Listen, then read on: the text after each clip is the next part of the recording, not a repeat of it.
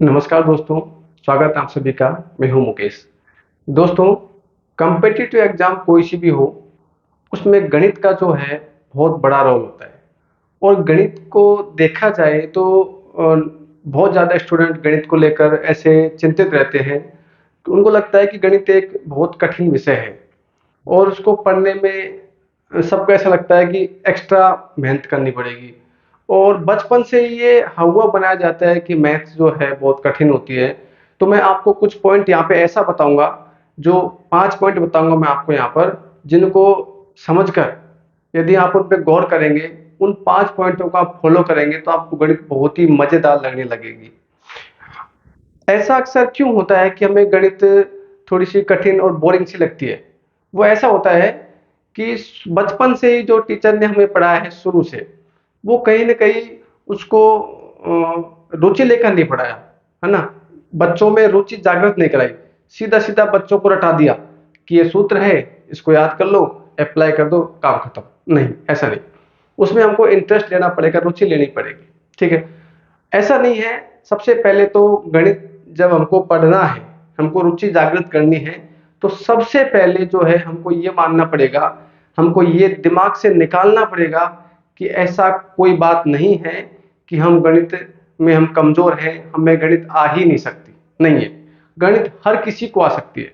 गणित में हर कोई अच्छा प्रदर्शन कर सकता है।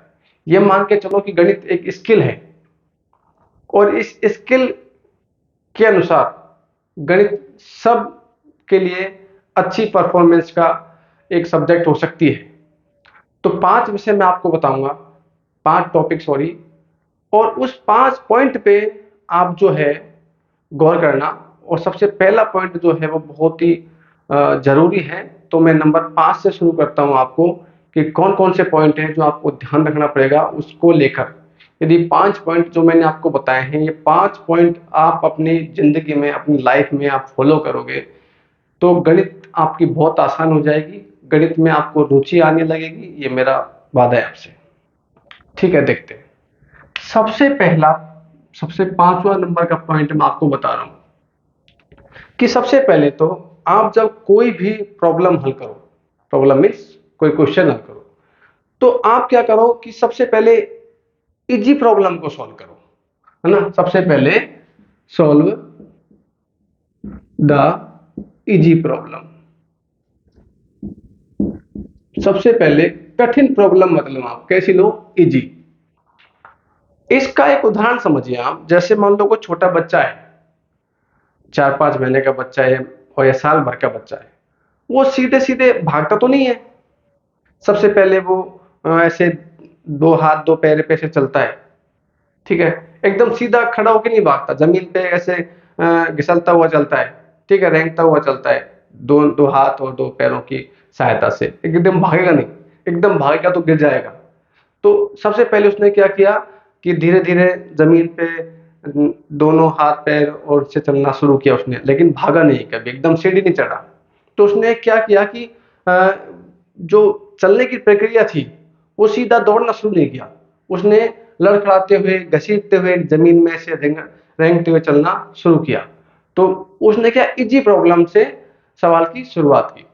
ठीक है, प्रॉब्लम की शुरुआत की। ऐसे ही मान लो आपको कोई सवाल नहीं आ रहा है, तो आप क्या करो, उससे थोड़ा इजी सवाल हल करने की कोशिश करो।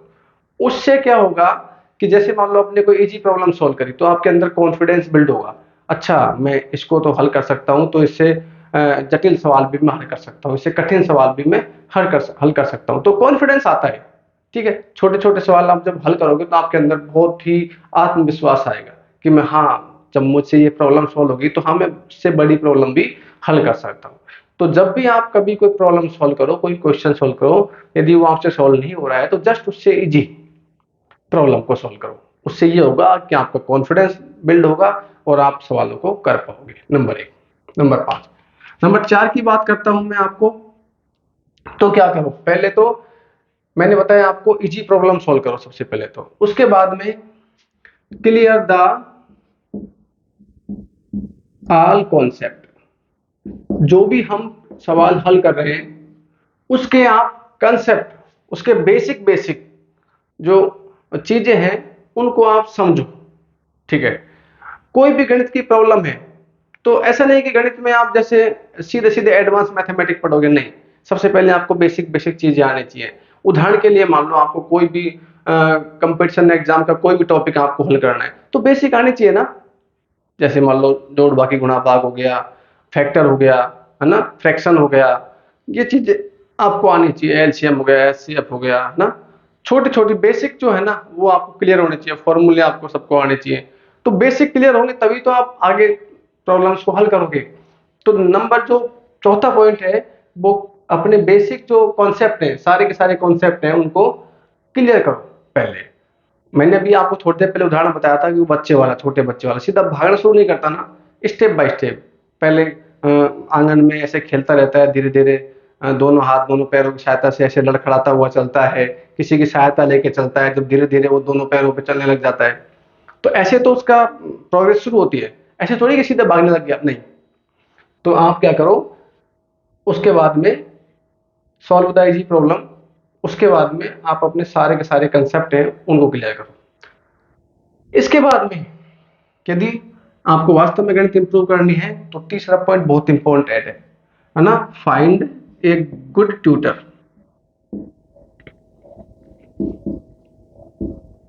मतलब आप एक अच्छा ट्यूटर, एक शिक्षक जो आपको अच्छा पढ़ा सके। वैसे भी कहा जाता है कि एक अच्छा शिक्षक एक खराब स्टूडेंट को भी सही राह पे ला सकता है। तो यदि आपको प्रॉब्लम आ रही है, आपको मतलब कठिनाई का महसूस हो रहा है कि कठिनाई है, मुझे पूरी टॉपिक समझ में नहीं आ रहा है, बेसिक क्लियर नहीं है, कॉन्सेप्ट क्लियर नहीं है मेरे, तो आप एक अच्छा शिक्षक जो आपको अच्छा ढंग से पढ़ा सके, रुचि लेकर पढ़ा सके, ऐसे शिक्षक की एक तलाश करो। आजकल बहुत सारा विकल्प है, पहले तो ऑफलाइन क्लासें हुआ करती थी, आज आप देखो ऑनलाइन देख रहे हो। तो ऑनलाइन विकल्प बहुत ज़्यादा हैं, हमारे पास बहुत बड़ा प्लेटफॉर्म ऑनलाइन का, वहाँ पे हम अच्छे से अच्छे शिक्षक की खोज कर सकते हैं। कम से कम आर्थिक साधनों की सहायता से हम अच्छा टीचर ढूंढ सकते हैं। ये हमारे गली मोहल्ले कॉलोनी में वगैरह में शहर में आराम से एक अच्छा टीचर टीचर आप ढूंढ सकते हो जो हमें अच्छा अपना बेसिक क्लियर करवा सके। क्योंकि शिक्षक क्या है कि आपको सबसे बड़ा प्रॉफिट क्या होता है शिक्षक का, कि आपको अच्छा मार्गदर्शन देगा। वो आपको बताएगा कि अब आपको ऐसे करना है, अब आपको ऐसे करना है, प्रॉब्लम को ऐसे सॉल्व करना है। तो शिक्षक का तो रोल आप सब जानते ही हो, शिक्षक का कितने बड़ा रोल होता है किसी भी स्टडी में। तो नंबर दूसरा पॉइंट ये होगा कि आप है ना सभी जो आपके फॉर्मूले हैं उनको सभी को याद कर लो। लर्न द ऑल फॉर्मूलाज, कि जितने भी सूत्र हैं उनको आप याद कर लो। कहीं ऐसी जगह लिख लो जहां पे आपको सुबह शाम वो दिखाई दे, किसी नोटबुक में लिख लो, आपका स्टडी रूम है वहाँ पे किसी चार्ट के रूप में लिख लो, किसी बड़े से पेपर में लिख लो उनको, जैसे आप भी जागो तो आपके सामने नजर आए वो, है ना। ज्यादा से ज्यादा आपके सामने रहे, आपकी किसी नोटबुक में लिख लो जो आपके ज्यादा काम में आती है। जब भी आपको खाली टाइम मिले तब आप उनको देख लो, है ना। और फॉर्मूला देखने से ज्यादा महत्वपूर्ण है, जो फॉर्मूला आपको नहीं आता ना वो लिख लिख के याद करो उनको, वो बहुत ज्यादा काम करता है। तो सारे फॉर्मूले आपको याद रखने। और नंबर एक जो पॉइंट है वो सबसे ज्यादा इंपॉर्टेंट इन सबसे, वो है सेल्फ स्टडी, स्वाध्याय। स्वाध्याय स्वाध्याय जिसको बोलते हैं, अपने से खुद से पढ़ाई करो। ठीक है, जितना भी टाइम मिले आपको, दिन में 1 घंटा 2 घंटा मिले, पूरी रुचि के साथ में किसी भी टॉपिक, जो आपको टॉपिक सबसे कठिन लग रहा है उसको लेके बैठो। अब आप उसमें ये देखो कि आपको क्या चीज है वो कठिन लग रही है। क्या आपके बेसिक क्लियर नहीं है? क्या आपके सूत्र याद नहीं है? मान लिया आपके बेसिक क्लियर हैं, सूत्र भी याद हैं, लेकिन सवाल नहीं बन रहा, तो इसका मतलब क्या हुआ? आप शुरुआत करो ना, इजी प्रॉब्लम से सॉल्व करो उसको। ठीक है, तो इजी प्रॉब्लम जैसे सॉल्व होगी उससे कठिन प्रॉब्लम भी सॉल्व हो जाएगी। कंसेप्ट क्लियर करो, सारे जो उसमें आप पढ़ो उसके बारे में, कि इस जो सवाल को मैं कर रहा हूँ, जो चैप्टर में पढ़ रहा हूँ, उसको समझने के लिए क्या क्या चीज़ें मुझे आनी चाहिए वो आप रिसर्च करो। फिर भी आपको कुछ समझ में नहीं आ रहा है तो आप एक अच्छे ट्यूटर की सहायता ले सकते हो, अच्छे शिक्षक की सहायता ले सकते हो जो आपको अच्छा पढ़ा सकता है। सारे के सारे फॉर्मूले लर्न करो आप, उसके बाद में सेल्फ स्टडी। ये 5 पॉइंट यदि आपने अपनी लाइफ में उतार लिए तो यकीन मानो मैथ की स्किल है जो आपके अंदर डेवलप हो जाएगी। मैथ में आपको रुचि भी आएगी, सवालों को आप बनाने लग जाओगे, सवाल आपसे आने लग जाएंगे। और मैथ का रोल जो है आप सबसे किसी से छुपा हुआ नहीं है। कम्पिटिटिव एग्जाम में मैथ का बहुत बड़ा योगदान है। तो आप इस 5 पॉइंट को अपनी लाइफ में उतारो, गंभीरता से, सीरियसली उतारो इनको, तब जाके आपको कुछ गणित में हो सकता है। गणित को चाहिए बार बार प्रैक्टिस, अभ्यास, निरंतर अभ्यास। यदि आपने कुछ महीने कुछ दिन भी प्रयास नहीं किए तो गणित साफ हो जाएगी। हाँ, इतना जरूर है कि यदि आपने पहले बहुत अच्छे ढंग से किसी चैप्टर को पढ़ा है और आप यदि महीने 20 दिन ना भी पढ़ो, साल भर ना भी पढ़ो, लेकिन कभी आप दोबारा याद करोगे तो आपको सारी की सारी जो दिमाग में जो चीजें पहले हम भूल चुके थे वो सारी की सारी रिमाइंड हो जाएंगी, याद हो जाएंगी।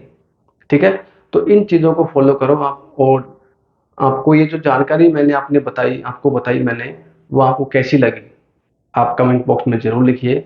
आपको वीडियो पसंद आया हो, आपको लगा कि सर ने जो बात बताई है वो ठीक बताई है, तो अपने दोस्तों के साथ में ज़्यादा से ज़्यादा शेयर करो, वीडियो को लाइक करो।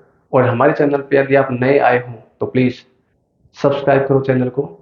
और मिलते हैं किसी ऐसे ही वीडियो पार्ट में, तब तक के लिए नमस्कार, जय हिंद, जय भारत।